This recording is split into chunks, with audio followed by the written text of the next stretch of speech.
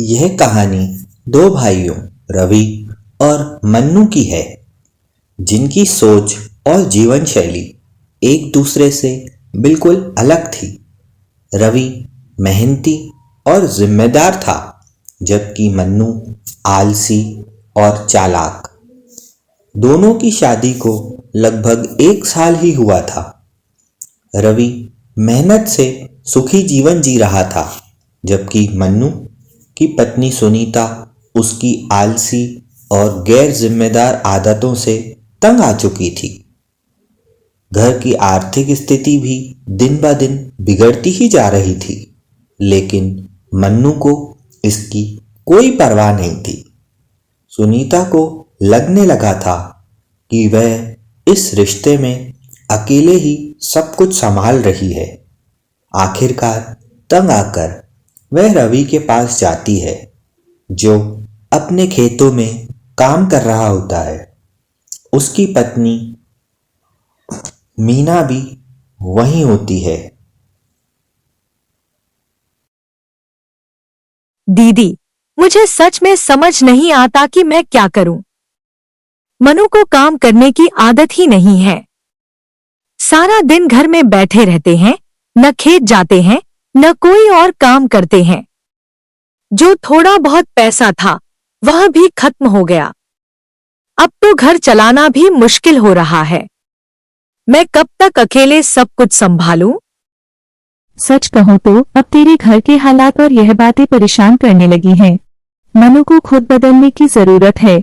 बार बार मदद मांगने से कुछ नहीं होगा जब तक वह अपनी जिम्मेदारी नहीं समझेगा। सुनीता, तू क्यों ऐसा बोल रही है?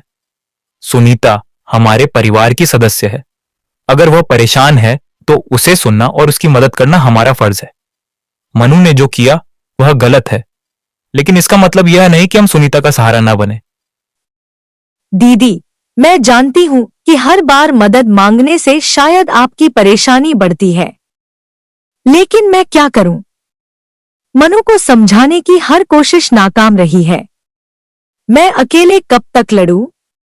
अगर यह ऐसे ही चलता रहा तो हमारा घर बिखर जाएगा। मुझे तेरी तकलीफ समझ आती है, लेकिन हर बार यहाँ आकर शिकायत करने से तेरी हालत नहीं सुधरेगी। तुझे मनु को खुद बदलने पर मजबूर करना होगा। रिश्ते में सिर्फ एक इंसान के प्रयास से कुछ नहीं बदलता। अगर वह नहीं बदलेगा तो तेरा जीवन यूं ही संघर्षों से भरा रहेगा। दीदी, मैं जानती हूं कि हर बार मदद मांगने से शायद आपकी परेशानी बढ़ती है, लेकिन मैं क्या करूं? मनु को समझाने की हर कोशिश नाकाम रही है। मैं अकेले कब तक लड़ूं? अगर यह ऐसे ही चलता रहा तो हमारा घर बिखर जाएगा। आप ठीक कहती हैं, दीदी। मैं अपनी कोशिशें जारी रखूंगी, लेकिन सच कहूं तो मुझे आप लोगों का सहारा चाहिए। सुनीता, हम तेरे साथ हैं, लेकिन याद रख, सहारा हमेशा एक सीमा तक ही दिया जा सकता है। अगर मनु को सच में तेरी और घर की फिक्र है तो उसे खुद खड़ा होना पड़ेगा। बस ये बात उसे साफ साफ समझा देना। मीना की बात सुनकर सुनीता सोचने पर मजबूर हो गई। उसने तय किया कि अब वह मन्नू से साफ साफ बात करेगी और उसे उसकी जिम्मेदारियों का एहसास कराएगी। सुनीता दरवाजे पर खड़ी होती है और मन्नू चारपाई पर लेटा हुआ होता है। मनु, यह सब कब तक चलेगा? मैं कब तक अकेले सब कुछ संभालती रहूंगी? घर की जिम्मेदारी सिर्फ मेरी नहीं है, तुझे भी कुछ करना चाहिए। हर बार मैं तेरे भैया के पास जाऊं, यह सही नहीं लगता, लेकिन क्या करूं? मेरी मजबूरी है, क्योंकि तू तो कुछ करता नहीं है। अरे सुनीता, क्यों बार बार वही पुरानी बातें लेकर आती हो? मैंने तुझे पहले ही कहा है, अभी हालात सही नहीं है। काम मिलने में दिक्कत हो रही है। थोड़ा सब्र रख, सब ठीक हो जाएगा। कितना सब्र रखूं, मनु? घर में खाने के लिए कुछ भी नहीं है और तू यहाँ आराम से पड़ा है। हर बार जब मैं तेरे भैया के पास मदद मांगने जाती हूँ तो मुझे शर्म आती है। क्या तुझे नहीं समझता कि यह मुझे कितना तकलीफ देता है? तुम मत जाया करो, मैं खुद देख लूंगा सब कुछ। वैसे भी भैया तो हमेशा मदद करने के लिए तैयार रहते हैं। तू इतनी बड़ी बात क्यों बना रही है? चल, अब ये सब छोड़। बहुत भूख लगी है, जरा जल्दी से खाना बना ला। और हां, कुछ अच्छा बना, आज मूड खराब है। खाना किससे बनाऊं? घर में राशन का एक दाना तक नहीं बचा है, सब खत्म हो गया। और तुझे परवाह तक नहीं। तो इसमें इतना गुस्सा क्यों हो रही है? भैया से कुछ राशन मंगवा ले, वह तो हमेशा मदद के लिए तैयार रहते हैं। इसमें इतना बड़ा मुद्दा बनाने की क्या जरूरत है? बस, हर बार मैं ही क्यों जाऊं? मुझे हर बार तेरे भैया के सामने हाथ फैलाने में शर्म आती है। लेकिन मैं मजबूर हूं, क्योंकि तू तो कुछ करेगा नहीं। अब राशन लेने भी मैं जाऊं? काम करने की तो तुझे आदत ही नहीं है। अगर इतनी दिक्कत है तो मत जा, भूख से मर ले, मैं क्या कर सकता हूं? तू सच में कुछ नहीं कर सकता मनु। इसी वजह से मुझे बार बार अपने भैया के पास जाना पड़ता है। और मैं आज फिर जाऊंगी, क्योंकि तेरे भरोसे रहकर तो यह घर बर्बाद ही हो जाएगा।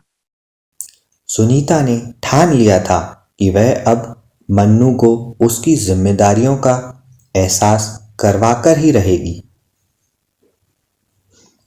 सुनीता के लिए यह आसान नहीं था कि वह बार बार रवि के पास जाकर मदद मांगे, लेकिन मन्नू की गैर जिम्मेदार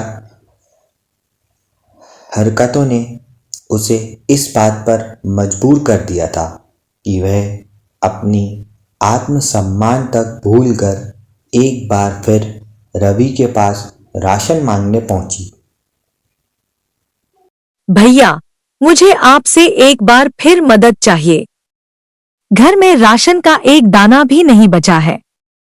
मैं जानती हूं कि बार बार आपके पास आना सही नहीं है, लेकिन मेरे पास और कोई चारा नहीं है। सुनीता, तुझे कभी शर्मिंदा होने की जरूरत नहीं है। मैं जानता हूं कि तेरे हालात कितने मुश्किल हैं। चल, अंदर चल, जो भी जरूरत है ले जा। रवि अंदर जाकर घर का राशन निकालता है और उसका आधा हिस्सा सुनीता को देता है।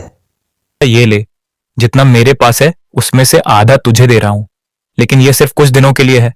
मनु को अब अपनी जिम्मेदारी समझनी होगी।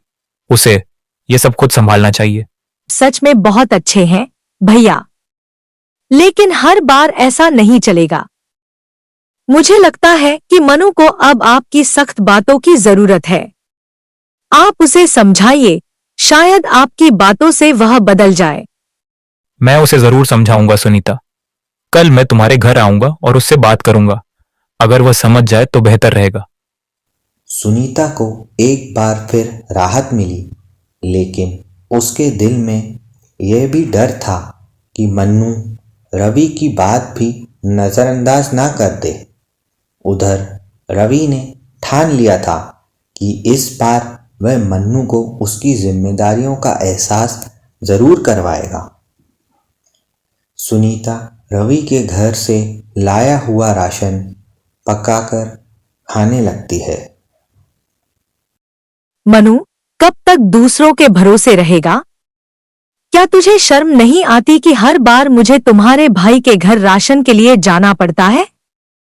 सुधर जाओ मनु, अब भी वक्त है। अपने लिए और मेरे लिए कुछ कर लो। सुनीता, तुम्हारी ये बातें हर बार की तरह बेकार हैं। मुझे इनसे कोई फर्क नहीं पड़ता। मैं जैसा हूं वैसे ही रहूंगा। तुम अपना काम करो और मुझे चैन से खाने दो। अब सुनीता को सिर्फ अगले दिन का इंतजार था। उसे उम्मीद थी कि रवि की बातें शायद मन्नू को बदलने में मदद करेंगी। अरे भैया, आज आप मेरे घर आए हैं, क्या बात है? लगता है बहुत दिन बाद मेरी याद आई। मनु, मजाक छोड़, मैं तुझसे कुछ जरूरी बात करने आया हूं। क्या बात भैया? मनु, तुझे ये समझ में क्यों नहीं आता कि तेरा ये लापरवाही भरा रवैया सिर्फ तुझे नहीं बल्कि इन सुनीता मिस को भी परेशान कर रहा है? कब तक तू दूसरों के भरोसे जिएगा? ऐसा कुछ भी नहीं है भैया, मैं अपनी जिम्मेदारी समझता हूं, लेकिन अभी वक्त सही नहीं चल रहा। सब ठीक हो जाएगा। आप इतना टेंशन क्यों लेते हैं? मनु, वक्त को मत कोस। ये बहाने अब बंद कर। तुझे कब तक तेरी पत्नी और मैं संभालेंगे? तुझे पता है बड़ा सुनीता माँ कितनी मजबूरी में राशन मांगने मेरे पास आई थी। क्या तुझे ये सब देखकर शर्म नहीं आती? अगर भैया आप इतना परेशान मत होइए, मैं कुछ ना कुछ कर लूंगा, बस थोड़ा और वक्त चाहिए। मनु, तेरा वक्त कब सही होगा? जब घर में कुछ खाने को नहीं बचेगा? यह तेरा बहाने बनाने का तरीका है। अब बहुत हो गया। अगर तू खुद अपनी जिंदगी को सही नहीं करना चाहता तो हमें तुझसे कोई उम्मीद नहीं। मैं और शौसनाथ नीला अब तेरे घर तब तक नहीं आएंगे जब तक तू कोई काम शुरू नहीं करता। और ये आखिरी बार है जब मैं तुझे समझा रहा हूं। भाई होने का मतलब ये नहीं कि तू हर बार अपनी जिम्मेदारी से भागता रहे और मैं तुझे माफ करता रहूं। अब तुझे अपनी गलत भैया आप मुझसे ऐसे क्यों बात कर रहे हैं? मैं आपका छोटा भाई हूं।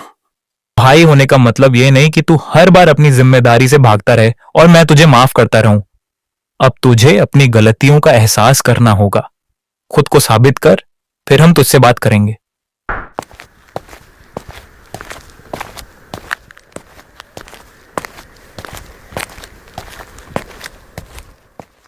मनु, अब और बहाने मत बना। साफ साफ बताओ, तुमने अपने और इस घर के लिए क्या सोचा है? कब तक दूसरों के भरोसे जिएंगे? सोच रहा हूं कि भैया के साथ कुछ काम शुरू करूं, लेकिन उसमें मेहनत करनी पड़ेगी, और यह मेहनत का मामला मुझसे थोड़ा मुश्किल है।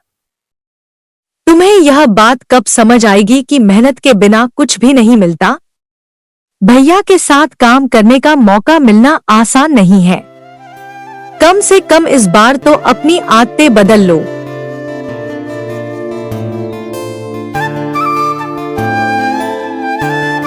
मनु बदलेगा? क्या सुनीता की मेहनत रंग लाएगी? कहानी जारी रहेगी।